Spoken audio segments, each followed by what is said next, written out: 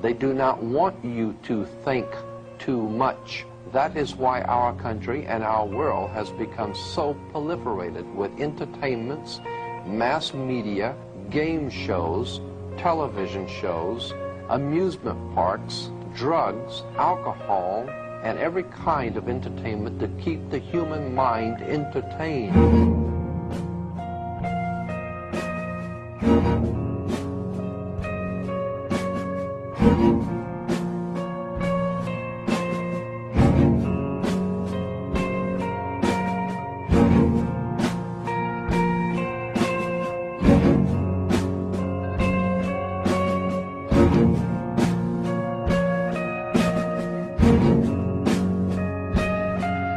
In order to eliminate this threat and to achieve their objective, the Masons have set about the boldest plan ever devised: the complete control of every aspect of human life, your life.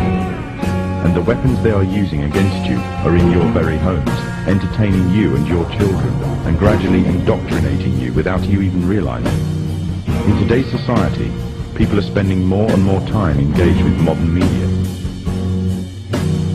These media play a significant role in providing the basis for determining an individual's view of the world, but the goal is the same: to impose their beliefs, their ideology and their objectives on you in such a way that you begin to think of your own. We are being hypnotized by people like this.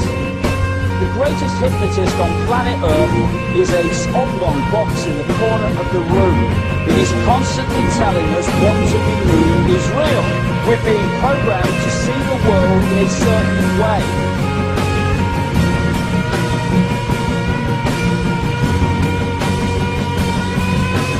What's the reason you not hear this kind of truth on media in general? It's because the media is controlled. What it essentially amounts to here is that all the top media officials are members of these clubs, Council on Foreign Relations, Tribal Commission, Bilderberg, and so on, whose goal is to bring about this new world order. Weld found it was only necessary to purchase the control of 25 of the greatest papers.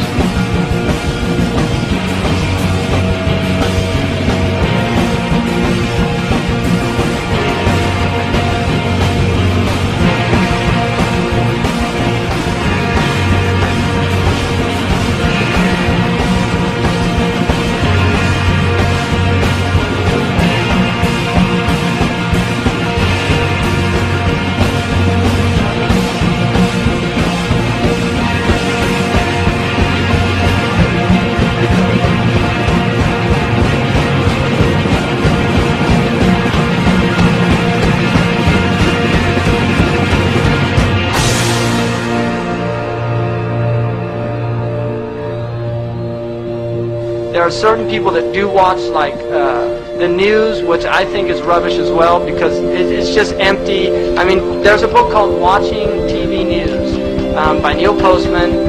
Very clearly articulates the fact, this guy's a PhD in communications theory at Columbia University, that you don't learn anything on the news. You in fact are actually dumbed down. Now many people, especially young people, accept unquestioningly the reality by the media.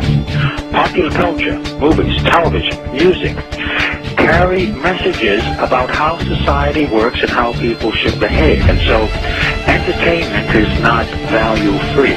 It has ideological content. It presents a worldview that influences the people who watch the programming.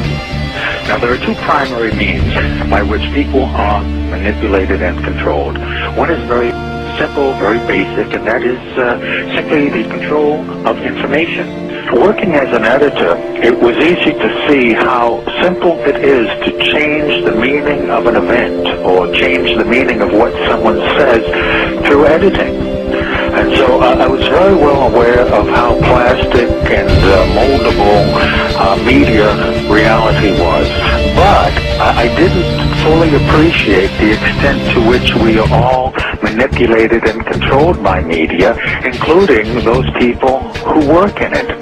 Using television as the prime example of how mental programming and mind control works, television is the most powerful weapon of psychological warfare in history. In fact, the ultimate control is to control people without their conscious awareness. Again, television is a prime example. Think back to whenever you have observed young children or older adults sitting, watching television. They have this glassy-eyed, vacant look in their eyes because they are in a trance state, in a hypnotic state of mind. We don't see it consciously, but subconsciously, the repeating visual pattern of the flicker induces the trance state. And that's the basic principle behind hypnotic programming, is that you get the subject to focus the attention of the conscious mind on one of the five senses. So in the case of watching television, we're talking about the sense of sight and the flickering image. In the case of sound, any repeating sound pattern will induce the trance state. Now, why this is important is that we are more suggestible to mental programming during this state of mind than at any other time. We're very vulnerable to manipulation at this time because the first order of business for a propagandist or an advertiser is to create the circumstances that will induce a state of mind that is favorable to the reception of their message. And that state of mind is the hypnotic state of mind, making television extremely important in this whole process of creating a unified mindset among the entire population.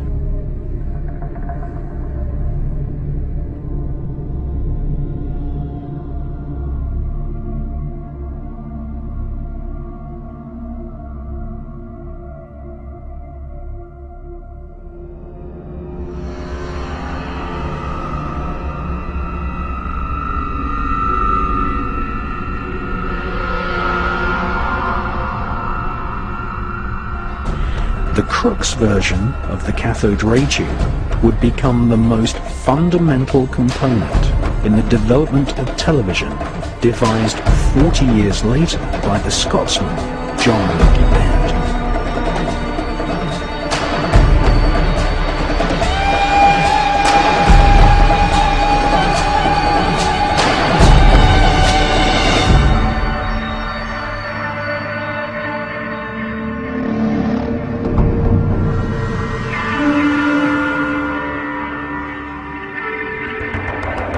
The Maltese cross is an ancient emblem used by magicians, Kabbalists, royal Satanists, Nazis, and the infamous American Phi Beta Kappa secret society.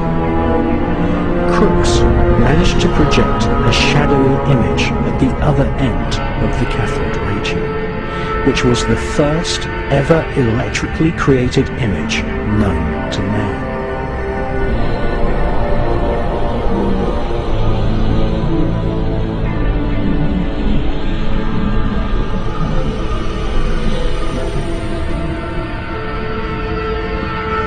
In his memoirs, Sir William Crookes said that it might be possible for spirits to influence streams of tiny particles, an invention which would eventually enslave and hypnotize the entire world, was inspired in part by research into the spirit world.